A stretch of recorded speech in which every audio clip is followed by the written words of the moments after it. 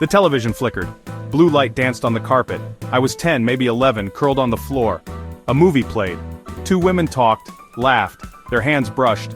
It was a simple gesture, but it sent a shockwave through me. For the first time, I saw a reflection of myself on screen. Not a perfect reflection, not complete, but a glimmer in the static. A possibility whispered in the dark. It wasn't just about romance, although that was a revelation in itself.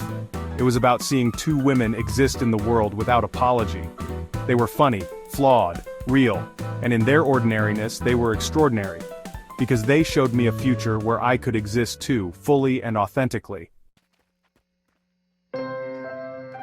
Growing up, I never knew the power of representation.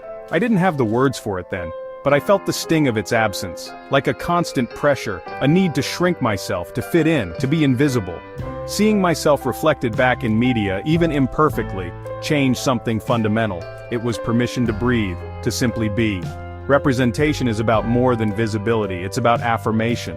It's about seeing yourself reflected in the stories that shape our world, and knowing that you too are worthy of love, of joy, of a place in the sun. For too long, LGBTQ+ people have been relegated to the margins of media. Our stories, when told at all, were often filtered through a lens of fear and shame. We were the punchline, the villain, the tragedy. These harmful stereotypes, repeated over generations, have real-world consequences. They fuel discrimination, violence, and self-hatred. They teach us to be ashamed of who we are. The absence of positive representation perpetuates the cycle of silence and invisibility. It tells us that our stories don't matter, that our lives are not worth telling. But something is changing. Slowly, painstakingly, we are starting to see more diverse and authentic LGBTQ+ representation in media, and the data shows it matters. Studies have found that positive LGBTQ+ representation is linked to increased acceptance, reduced prejudice, and improved mental health among LGBTQ+ youth. When we see ourselves reflected in a positive light, it affirms our worth.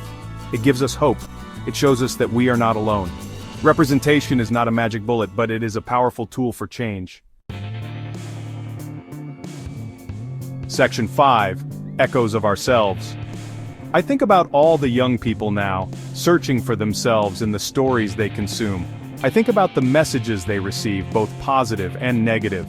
I think about the power of seeing yourself reflected back, not as a stereotype, but as a fully realized human being. I hear stories from young people who tell me that seeing LGBTQ+ characters on screen gave them the courage to come out, who found solace and strength in knowing they were not alone, who finally felt seen. Their stories are a testament to the transformative power of representation. Section 6. Beyond the binary authentic representation. But representation is not just about quantity, it's about quality. It's not enough to simply check boxes. We need to move beyond tokenism and stereotypes. We need to see the full spectrum of LGBTQ+ experiences reflected on screen. We are not a monolith. We are people of all races, ethnicities, religions, abilities, and gender identities.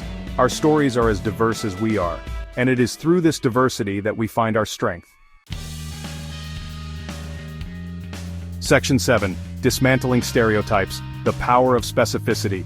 We need to challenge the harmful stereotypes that have been perpetuated for far too long.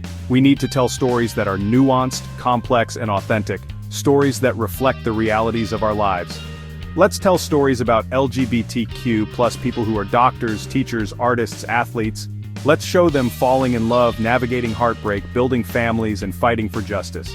Let's show them living full and meaningful lives. Section 8. A call for creation, a demand for truth. This is a call to action. To creators, I urge you to tell our stories. To writers, directors, producers, showrunners, give us characters that are as complex and nuanced as the world we live in. Show us the beauty and the messiness, the joy and the pain. To viewers, I urge you to demand better representation. Support media that reflects the diversity of our world. Challenge harmful stereotypes. Use your voice to amplify ours. Section 9. The Future We Deserve. The first time I saw myself on screen, it was a revelation. It showed me a future where I could be seen, heard, and valued. We deserve to see ourselves reflected in the stories we consume. We deserve to live in a world where our stories are told with truth, dignity, and respect. Let us continue to fight for a world where every person, regardless of their sexual orientation or gender identity, feels seen, heard, and loved. Let us create a world where everyone has the opportunity to see themselves reflected in all their glorious complexity. This is the future we deserve.